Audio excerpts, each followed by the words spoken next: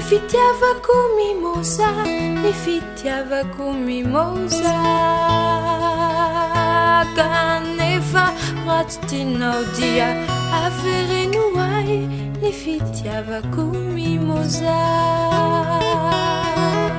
Misy toerana mafana, jimba mamanala ao anatiko ao. Toerana kelikely afaka hitahiry ny fitiavanao mimoza.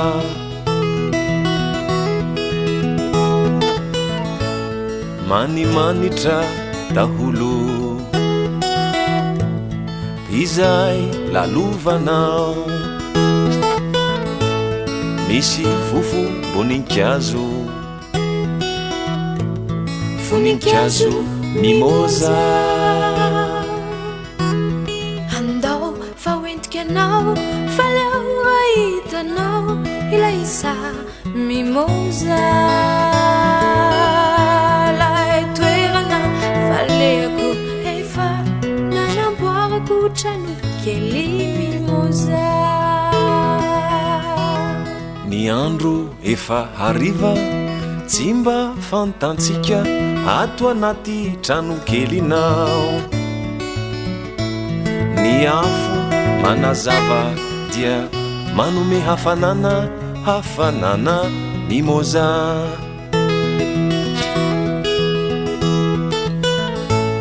Ny aizina mangina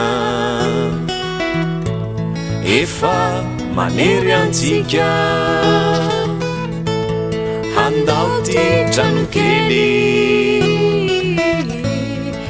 kely mimoza.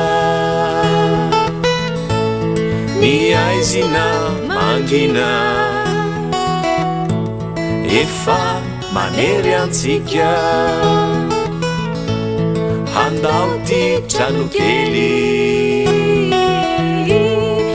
kely mimoza. Rasendra tseo iza, rasendra lasiza, dia zao no zavatra ataonao.